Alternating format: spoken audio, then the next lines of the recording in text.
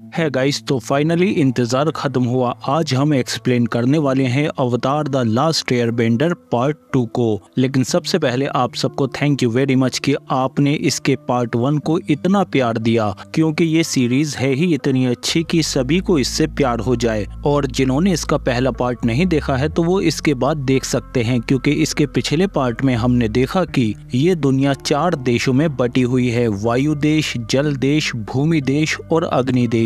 जहां जल देश के लोग वाटर बेंडिंग से पानी की शक्तियों को काबू कर पाते हैं और वायु देश के लोग एयर बेंडिंग से हवा की शक्ति को, जबकि भूमि देश के लोग अर्थ बेंडिंग से जमीन की शक्तियों को बखूबी इस्तेमाल कर पाते हैं। पर इनमें सबसे खतरनाक है फायर बेंडिंग, जिससे अग्नि देश के लोग आग को काबू कर पाते हैं। इसीलिए अग्नि देश ने अवतार की गैर मौजूदगी में सभी देशों पर हमला करके उन पर कब्जा कर लिया और उसके इस कत्लेआम में बहुत से मासूम लोग मारे गए। अग्नि देश जहां जाता है उस जगह को तबाह कर देता है, क्योंकि इनका मानना है कि पूरी दुनिया पर सिर्फ एक ही देश यानी अग्नि देश की हुकूमत होनी चाहिए। लेकिन इनके रास्ते का सबसे बड़ा कांटा है अवतार, क्योंकि जब भी कोई अवतार मरता है तो उसकी रूह किसी दूसरे शरीर में पुनर्जन्म ले लेती है और सिर्फ अवतार ही चारों तत्वों में महारत हासिल करके एयर बेंडिंग, वाटर बेंडिंग, अर्थ बेंडिंग और फायर बेंडिंग कर सकता है। इसकी शक्तियां इतनी ज्यादा होती हैं कि यह अकेला ही अग्निदेश को हराकर सभी देशों में शांति कायम कर सकता है। लेकिन पिछले अवतार के बाद उसने अब एंग के शरीर में जन्म लिया है, इसीलिए यह अभी सिर्फ एयर बेंडिंग ही कर पाता है। इसे जल्दी ही बाकी तीनों कलाओं में भी महारत हासिल करनी होगी। और इसके पिछले पार्ट में अवतार कियोशी ने एंग को दिखाया है कि नॉर्थ के जल देश में कुछ बहुत बुरा होने वाला है, इसीलिए तुम्हें वहां जाना होगा। पर उससे पहले अवतार कियोशी एंग के शरीर में आकर अग्निदेश की सेना को इनके रास्ते से तिनकों की तरह उड़ाकर साफ कर देती है। और अब हमें पता चलता है कि एक अवतार कितना ज्यादा ताकतवर और बेरहम हो सकता है। लेकिन पिछले 100 सालों से नॉर्थ का जल देश और भूमि देश अग्नि देश के सामने डटकर खड़े हैं, इसीलिए अभी तक अग्नि देश इन दोनों देशों पर कब्जा नहीं कर पाया है। लेकिन अब अग्नि देश के हाथ कुछ बहुत ही विनाशकारी चीज लग चुकी है, जिससे पूरी दुनिया का संतुलन बिगड़ जाएगा। इसीलिए एंग पहले भूमि देश जाता है और वहां अपने दोस्त भूमि से मिलकर उसे आने वाले खतरे के बारे में आगाह करता है कि अग्नि देश जल्दी ही हमला करने वाला है। और भूमि भी अपनी अर्थ बेंडिंग का इस्तेमाल करके एंग को अवतार होने का सही मतलब बताता है कि अवतार को हर कुर्बानी और चुनौती के लिए तैयार रहना चाहिए। जिसके बाद वो एंग से कहता है कि हमारी फिक्र मत करो, तुम फौरन नॉर्थ के जल देश में जाओ, क्योंकि हम पिछले 100 सालों से अग्नि देश का सामना कर रहे हैं, पर अवतार की सबसे ज्यादा जरूरत इस वक्त जल देश में है। इसीलिए एंग जल्दी ही अपने दोस्तों के साथ नॉर्थ की तरफ रवाना हो जाता है। पर कुछ दिन बाद रास्ते में हम देखते हैं कि एंग पर अग्नि देश के सिपाहियों ने हमला कर दिया है, लेकिन एंग और कटारा अपनी शक्तियों से इन पर जवाबी हमला करके फौरन अपने उड़ने वाले भैंसे पर बैठकर यहाँ से भाग जाते हैं। और फिर एंग अपनी दोस्त कटारा से कहता है कि तुम्हारी वाटर बेंडिंग काफी अच्छी हो गई है, क्योंकि कटारा जल देश से है, इसीलिए ये पानी को काबू कर पाती है। और नॉर्थ के जल कबीले पहुंचकर ये एंग के साथ वहां के गुरुओं से इसमें और महारत हासिल करना चाहती है। लेकिन तभी एंग नीचे देखता है कि एक पूरा इलाका बंजर हुआ पड़ा है। इस तबाही को देखकर एंग नीचे उतरने का फैसला करता है और फिर ये नीचे आकर देखते हैं कि इस जगह पर सब कुछ तबाह हो चुका है। तभी इन्हें यहाँ एक बच्ची मिलती है, पर वो इन्हें देखकर यहाँ से भाग जाती है, इसीलिए ये तीनों उसके पीछे पीछे इनकी बस्ती में आ जाते हैं। पर ये देखते हैं कि यहाँ के लोग बहुत डरे हुए हैं। एंग इनसे पूछता है कि यहाँ क्या हुआ, जिस पर लड़की के पिता बताते हैं कि कुछ दिन पहले अग्निदेश के लोगों ने जंगल को जला दिया, क्योंकि उन्हें पहाड़ियों तक पहुँचने के लिए छोटा रास्ता चाहिए था। और उस दिन के बाद से ही यहाँ बहुत अजीब अजीब चीजें होने लगी। जानवरों ने खाना खाना छोड़ दिया और हमारी जमीन ही जहरीली हो गई। कुछ दिन पहले हमारे लोग जंगल में खाना ढूंढने के लिए गए थे, लेकिन वो अब तक वापस नहीं लौटे हैं,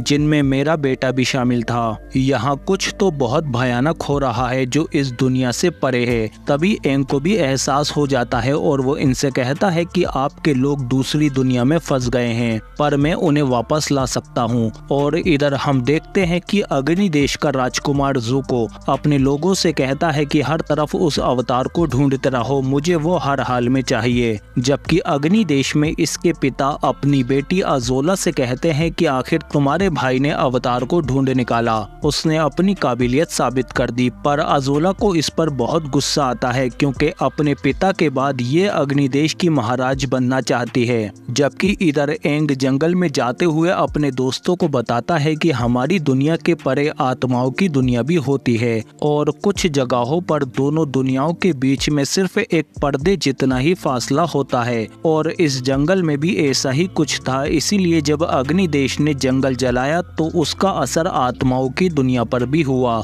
इसीलिए अब मुझे नॉर्थ जाने से पहले इन्हें बचाना होगा, यही एक अवतार होने का मतलब है। और फिर जल्दी ही एंग जंगल की रूहों के मंदिर पर आ जाता है और उनके सामने बैठकर ध्यान लगाने लगता है। और फिर जल्दी ही हम देखते हैं कि एंग के साथ साथ सोका और कटारा की रूह भी अलग हो जाती हैं और ये तीनों आत्माओं की दुनिया में पहुंच जाते हैं। और इधर राजकुमार ज़ुको भी अवतार को ढूंढने के लिए लोगों से जानकारी इकट्ठा कर रहा है। तभी इसके सामने एक बॉन्टी हंटर आ जाती है जिसका जानवर अपनी जबान से किसी को भी लकवा कर सकता है और इसका काम ही है पैसों के लिए लोगों को पकड़ना। जबकि इधर एंग जब आत्माओं की दुनिया में लोगों को ढूंढ रहा होता है तो इसे एक बहुत बड़ा उल्लू मिलता है जो एंग से कहता है कि सिर्फ तुम ही आत्माओं की दुनिया में रह सकते हो क्योंकि तुम अवतार हो, लेकिन तुम्हारे दोस्त यहाँ ज्यादा देर तक नहीं टिक पाएंगे क्योंकि यहाँ कुछ ऐसे राक्षस हैं जो इनकी आत्मा तक को मिटा देंगे। यहाँ कुछ ऐसी चीजें भी हैं जो तुम्हें सच का आईना दिखाएंगी जिसे तुम बर्दाश्त नहीं कर पाओगे, इसीलिए याद रखना, रास्ता मत भटकना।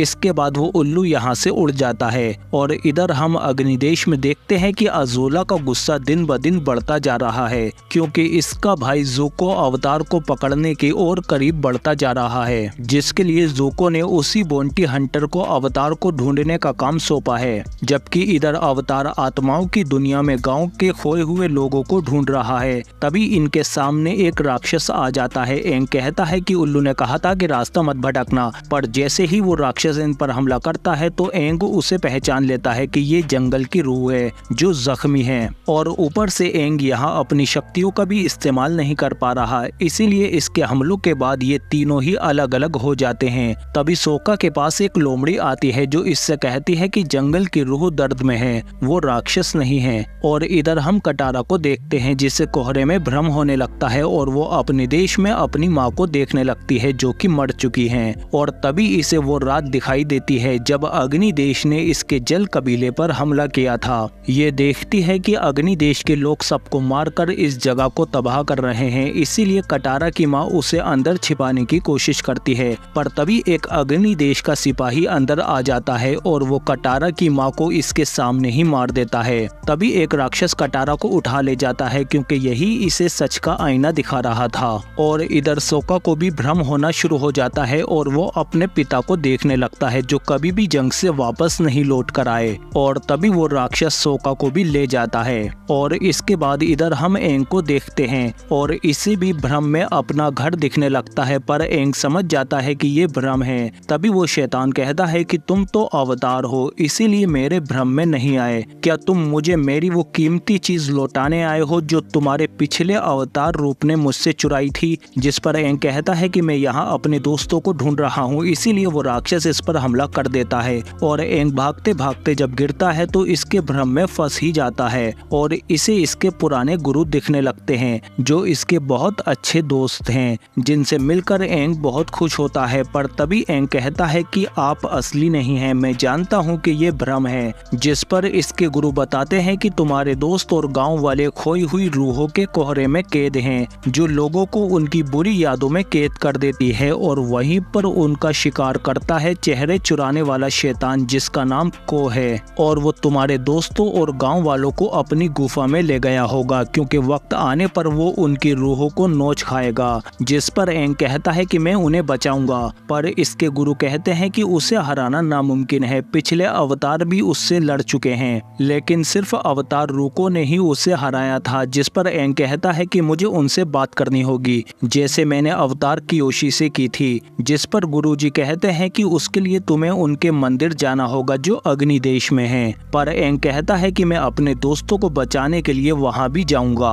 और फिर जल्दी ही अवतार रूहों के दुनिया से बाहर आ जाता है, पर ये देखता है कि कटारा और सोका अभी भी आत्माओं की दुनिया में हैं। इसीलिए यह अपने उड़ने वाले बाइसन आपा से कहता है कि तुम मेरे साथ नहीं जा सकते, तुम्हें यहीं रुककर इनका ख्याल रखना होगा, मैं अग्नि देश में छिप कर जाऊंगा। और फिर इसके बाद हम देखते हैं कि एंग जल्दी ही अग्नि देश में आ जाता है, जबकि इधर राजकुमार ज़ूको देखता है कि इन लोगों ने जहाज का रास्ता बदल दिया है, जिस पर वो अपने साथियों से कहता है कि किसके कहने पर तुमने रास्ता बदला। तभी जनरल जाओ आकर कहता है कि मेरे कहने पर, क्योंकि तुम्हारे पिता ने मुझे लीडर बनाया है अवतार से जुड़े हुए सभी मसलों का। अब अवतार को मैं अपने तरीके से ढूंढूंगा, जिस पर गुस्से में ज़ूको यहाँ से चला जाता है। और फिर इधर हम देखते हैं कि अगली सुबह होते ही एंग भी अग्निदेश में अवतार रूको के मंदिर में पहुंच जाता है, पर अंदर आने पर यहाँ के सन्यासी ही इस पर हमला कर देते हैं। और एंग जब इनसे बचकर भागता है तो तभी एक शियो नाम का सन्यासी इसे छिपाकर अपने साथ खुफिया रास्ते से अवतार रूको के कमरे तक ले आता है और इससे कहता है कि मेरा मानना है कि अवतार कोई एक देश का नहीं है, बल्कि पूरी दुनिया को एक करने वाली आखिरी उम्मीद की किरण है। पर अफसोस अब हमारे ऋषि मुनि भी अब अग्नि देश के राजा को ही आध्यात्मिक गुरु मानने लगे हैं, जबकि इधर जून भी अवतार का पीछा करते हुए काफी करीब आ चुकी है। और इधर एंग कहता है कि मुझे अवतार रूको से बात करनी है, जिस पर शियो कहता है कि जब तक मैं बाहर उन्हें रोकने की कोशिश करता हूँ। और फिर हम देखते हैं कि जल्दी ही एंग अवतार रूको की मूर्ति के आगे ध्यान लगाकर उनके साथ जुड़ जाता है, जबकि शियो बाहर सन्यासियों को रोक रहा होता है। और इधर अवतार रूको एंग से कहते हैं कि मैं जानता था कि तुम मेरे पास सलाह लेने जरूर आओगे। तभी एंग इनसे कहता है कि मुझे आपकी मदद चाहिए, मेरे दोस्तों को कोह ने पकड़ रखा है, मुझे बताएं कि मैं उसे कैसे हरा सकता हूँ। जिस पर अवतार रूको कहते हैं कि कोह एक बहुत ताकतवर प्रेत आत्मा है, उसे हराया नहीं जा सकता, वो तुम्हारा वजूद तक मिटा सकती है। पर एंग कहता है कि आपने उसे हराया था, जिस पर ये कहते हैं कि मैंने उसे हराया नहीं था, बल्कि उसकी एक कीमती चीज उससे छीन ली थी। और वो चीज ये है चेहरों की माताओं का चिन्ह जो सभी के चेहरे बनाती है। ये कोह की माँ का चिन्ह है। एंग समझ जाता है कि कोह इसके बदले में इसके दोस्तों और बाकी गांव वालों को छोड़ सकता है। इसीलिए एंग जब वापस आता है तो इसे अवतार रूको के सामान में वो चिन्ह मिल जाता है, लेकिन जब ये बाहर आता है तो सब सन्यासियों को लकवा मार चुका था। और तभी जून का जानवर एंग को भी अपनी जबान से लकवाग्रस्त कर देता है। और जब एंग को होश आता है तो वो एक गुफा में बंधा हुआ होता है। और तभी यहाँ पर ज़ूको भी आ जाता है और जून पैसों के बदले एंग को इसे सौंप देती है, जिसके बाद ये एंग को अपने साथ अग्नि देश ले जाने लगता है। पर तभी बीच रास्ते में जाओ के सिपाही आकर इन्हें घेर लेते हैं और फिर जाओ इससे कहता है कि अगर जान प्यारी है तो अवतार को मेरे हवाले कर दो, इसे महाराज के सामने मैं पेश करूंगा। आज रात हम इसे पहुआई किले में रखेंगे और सुबह होते ही इसे महाराज के सामने पेश कर दिया जाएगा। इसीलिए ये लोग एंग को अपने साथ ले जाते हैं और ज़ूको कुछ नहीं कर पाता। और फिर रात को हम देखते हैं कि इन लोगों ने पहुआई किले में एंग को जंजीरों से बांध रखा है। और फिर जाओ इससे कहता है कि अब अग्नि देश तुम्हें हमेशा के लिए कैद करके रखेगा। पर एंग इसे एक फूंक से ही उड़ा देता है, पर इससे ये जंजीरों को नहीं तोड़ पाता। इसके बाद हम देखते हैं कि जाओ अपने सिपाहियों को चौकन्ना रहने को कहता है, क्योंकि आज हमने अवतार को पकड़ा है। पर तभी हम एक मास्कमैन को देखते हैं जो जल्दी ही किले के अंदर घुस आता है और फिर छिपते छुपाते हुए ये पहरेदारों और सिपाहियों को मारकर आखिरकार एंग के कमरे तक पहुंच जाता है और उसे छुड़ा लेता है। इसके बाद जब ये बाहर आते हैं तो अंदर जाओ को पता चल जाता है कि एंग भाग चुका है, इसीलिए ये लोग फौरन चौकन्ने हो जाते हैं और अवतार को देखते ही इन पर हमला करना शुरू कर देते हैं। पर अब मास्कमैन और एंग इनसे जमकर मुकाबला करते हैं और एंग एक ही बार में कई सारे सिपाहियों को उड़ा देता है। लेकिन अग्निदेश की ओर सिपाही आते जा रहे हैं, पर एंग भी अपनी एयर बेंडिंग से इन्हें तिनकों की तरह उड़ा देता है और फिर जल्दी ही ये दोनों यहाँ से भागकर किले के बाहर आ जाते हैं। पर तभी एक तीरंदाज मास्कमैन पर हमला कर देता है, लेकिन दूसरी दूसरे हमले से पहले ही एंग हवा से चारों तरफ धूल उड़ा देता है और फिर जब ये इसका मास्क हटाता है तो ये राजकुमार ज़ूको निकलता है, लेकिन एंग अग्नि देश के सिपाहियों से पहले ही इसे यहाँ से ले जाता है और फिर इसे एक नाव में बिठाकर इससे कहता है कि अभी मुझे अपने दोस्तों को बचाने जाना है, पर तुम इस नाव के जरिए अपने जहाज तक पहुँच जाओगे। और इधर हम ज़ूको के चचा को देखते हैं जो अपने सिपाहियों को बताते हैं कि तुम लोग राजकुमार ज़ूको की वजह से ही जिंदा हो, क्योंकि अग्नि देश के राजा भूमि देश पर हमला करने के लिए तुम्हारी टुकड़ी को चारे की तरह इस्तेमाल करने वाले थे, ताकि जब वो तुम पर हमला करें तो अग्नि देश उन्हें घेर ले। पर तभी ज़ूको बीच में बोल गया कि ये गलत है, हम अपने सिपाहियों को ऐसे कुर्बान नहीं कर सकते। पर अग्नि देश के महाराज ने इसे अपनी बेइज्जती समझी और ज़ूको को सबक सिखाने के लिए एक मुकाबला रखा जिसमें उसे खुद को साबित करना था, पर वो अपने पिता महाराज को नहीं हरा पाता। इसीलिए महाराज ने अपने ही बेटे का चेहरा जला दिया ताकि ये उसे हमेशा याद रहे। और फिर उन्होंने ज़ूको से कहा कि मैं आज से तुम्हें अपने राज्य से बेदखल करता हूँ और तुम अब अग्नि देश जब तक नहीं लौटोगे जब तक तुम अवतार को पकड़ नहीं लेते। तुम्हें साबित करना होगा कि तुम मेरे बेटे हो और अवतार को पकड़कर ही तुम ऐसा कर सकते हो। अगर उससे पहले यहाँ लौटे तो तुम्हें मार दिया जाएगा और उसे पकड़ कर लाए तो मेरे बाद अगले राजा तुम ही बनोगे। और फिर तभी हम प्रेजेंट में देखते हैं कि राजकुमार ज़ूको अपने जहाज पर वापस आ जाता है और अब इसके सिपाही पहले से ज्यादा इसकी इज्जत करने लगे हैं, क्योंकि ये वही सिपाही थे जिन्हें महाराज कुर्बान करने वाले थे, पर ज़ूको ने इन्हें बचाया। जबकि इधर हम देखते हैं कि एंग भी अपने दोस्तों को वापस लाने के लिए फिर से जंगल पहुंचकर वापस से आत्माओं की दुनिया में आ जाता है और कोह को उसकी सबसे कीमती चीज लौटा देता है, जिसके बदले में वो गांव के लोगों और इसके दोस्तों को छोड़ देता है और ये लोग वापस से अपनी दुनिया में लौट आते हैं और गांव वाले भी अपनों को वापस पाकर बहुत खुश होते हैं। इसके कुछ दिन बाद हम देखते हैं कि एंग नॉर्थ के जल देश में पहुंच जाता है और ये तीनों जल देश को देखकर हैरान हो जाते हैं, क्योंकि ये बहुत बड़ा और शानदार है और यहाँ के लोग भी एंग को देखकर बहुत खुश होते हैं। पर एंग को तभी कायुशी की बात याद आ जाती है जिसके लिए ये यहाँ आया है। तभी यहाँ के राजा आर्नोक इसका स्वागत करते हैं और कहते हैं कि हमारे समुद्र और चांद आपको ढेरों आशीर्वाद देंगे, इनसे मिलिए। ये हैं हमारे मास्टर पाकू जो वाटर बेंडिंग के सबसे बड़े गुरु हैं, और ये है हमारी बेटी राजकुमारी युए। पर एंग इनसे कहता है कि आप लोग बहुत बड़े खतरे में हैं, जिस पर ये लोग बताते हैं कि हमारे जासूस ने कुछ दिन पहले ही खबर भेजी है कि अग्नि देश हम पर हमला करने वाला है। पर अब अवतार हमारे साथ है जिसकी शक्ति के साथ हम उन्हें ऐसा सबक सिखाएंगे कि वो हमेशा याद रखेंगे। और इधर हम एडमिरल जाओ को देखते हैं जो कहते हैं कि अग्निदेश के महाराज ने मुझे आदेश दिया है कि मैं एक बड़ी सेना ले जाकर नॉर्थ के जल देश पर हमला करके उसे अपनी मुट्ठी में कर लूं, क्योंकि वो अवतार भी वहीं गया है। और इधर अग्निदेश में हम देखते हैं कि अज़ूला अपनी ट्रेनिंग के दौरान बहुत ज्यादा आक्रामक हो जाती है। तभी इसके पिता इसे रोक देते हैं, जिस पर अज़ूला को और ज्यादा गुस्सा आ जाता है और फिर वो अपनी असली ताकत दिखाती है, जिसे देखकर इसके पिता बहुत खुश होते हैं, क्योंकि ये अपने भाई ज़ूको से कहीं ज्यादा ताकतवर और काबिल है। और फिर अज़ूला अपने पिता से कहती है मुझे खुद को साबित करने के लिए बाहर भेजिए, क्योंकि अज़ूला को लगता है कि सिंहासन पर सिर्फ इसका हक है, इसीलिए ये अपने भाई से नफरत करती है। और इधर जल देश में हम देखते हैं कि एंग और उसके दोस्त को शाही दावत पर बुलाया गया है, जहां मास्टर पाकू कटारा की तारीफ करते हैं कि अग्नि देश के हमलों और जुल्म के बावजूद भी तुमने वाटर बेंडिंग काफी अच्छे से सीखी, इसीलिए कल सुबह मास्टर यागोडा से मिल लेना। जबकि इधर हम सोका को देखते हैं जो राजकुमारी युए के पीछे लट्टू बना फिर रहा है। तभी ये राजकुमारी के पास भी वैसा ही हेयर बैंड देखता है जो इसने रूहों की दुनिया में देखा था।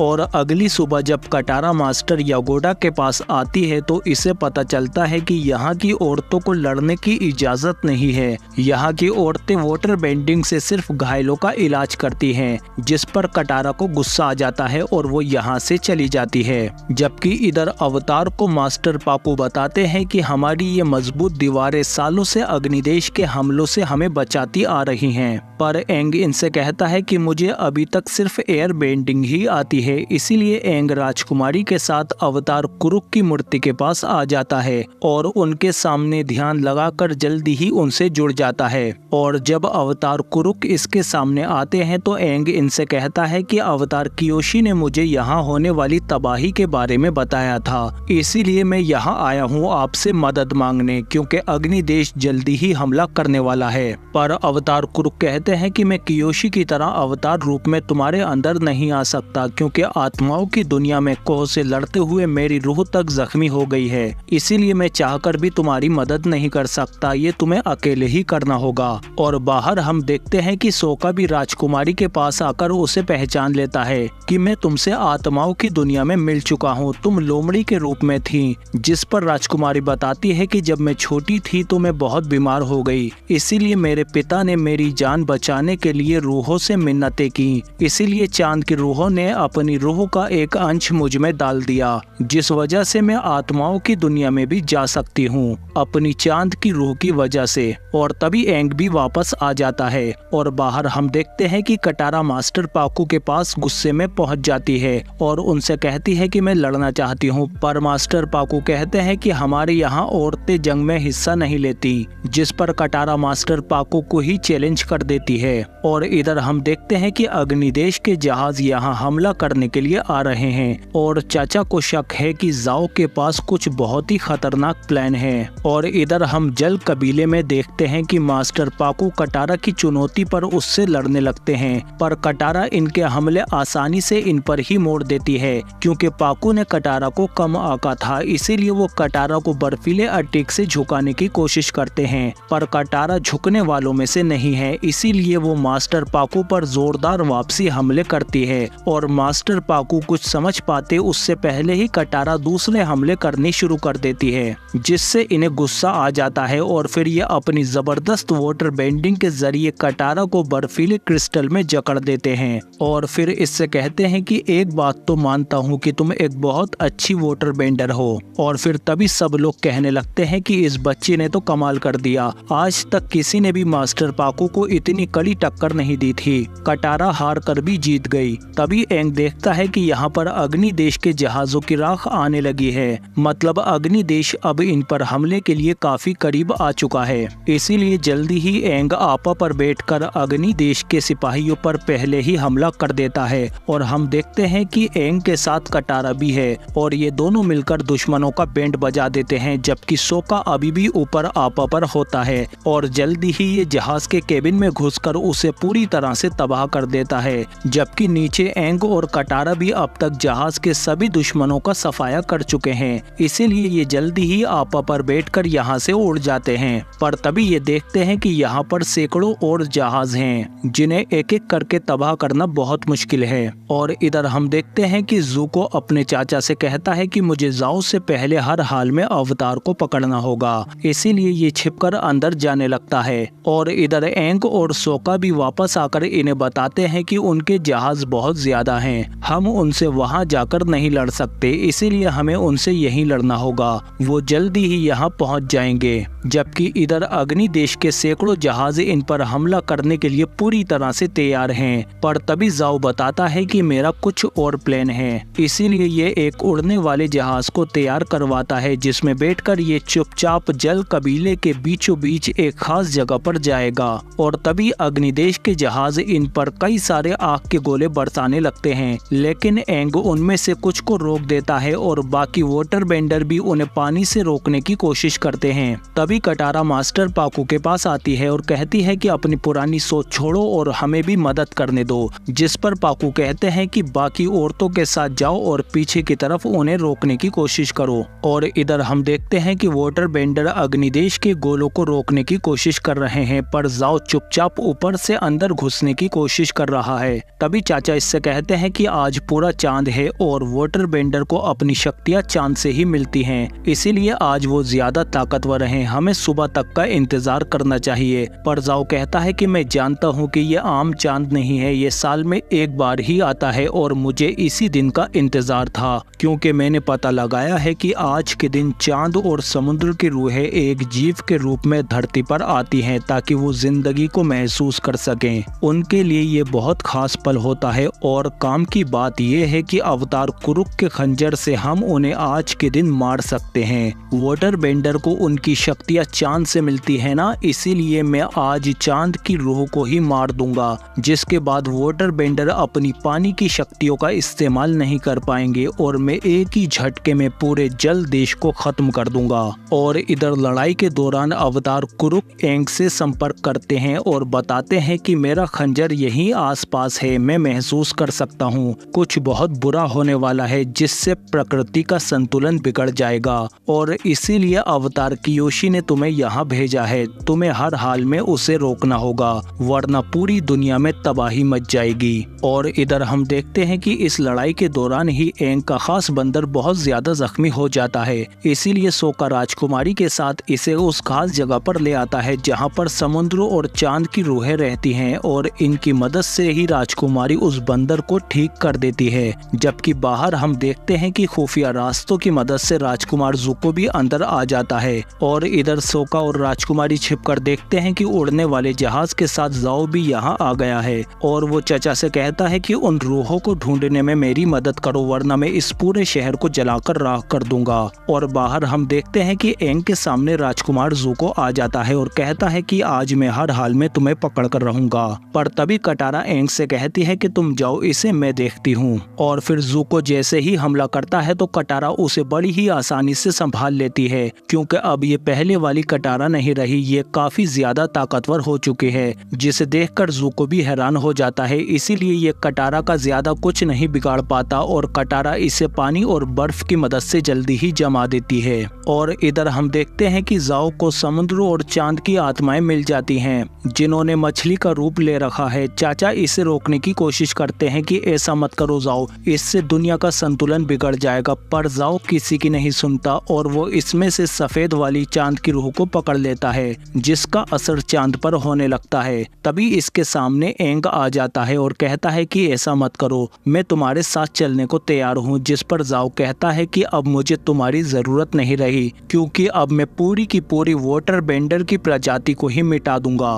तभी चचा पीछे से हमला कर देते हैं और एंग उस रूह को वापस लाने की कोशिश करता है, पर तभी जाओ उसे खंजर से मार देता है जिससे चांद की रोशनी फौरन गायब हो जाती है। और अब जल देश के लोग अपनी पानी की शक्तियों का इस्तेमाल नहीं कर पाते, इसीलिए अब अग्नि देश इन पर हावी होने लगता है जिसमें काफी सारे वाटर बेंडर मारे जा रहे हैं। और अग्नि देश के सिपाही अब दीवार तोड़कर अंदर आने लगे हैं, क्योंकि अब वाटर बेंडर इन्हें नहीं रोक पा रहे और इधर कटारा की शक्तियां भी काम नहीं कर पा रही। और बाहर हम देखते हैं कि अग्नि देश के लोग अब वाटर बेंडर पर कोई रहम नहीं करते, वो उन्हें चुन चुन कर मार रहे हैं। और इधर चचा जब जाओ पर हमला करते हैं तो वो यहाँ से भाग जाता है। तभी राजकुमारी डर के मारे कहती है कि अब चांद खत्म हो चुका है। तभी एंग को पिछले अवतारों की बातें याद आने लगती हैं कि अवतार की जिम्मेदारी सबसे ज्यादा बढ़कर होती है और उसे वक्त आने पर बेरहम योद्धा बनना पड़ता है। तभी एंग की शक्तियाँ जाग जाती हैं और ये कहता है कि नहीं, कुछ खत्म नहीं हुआ।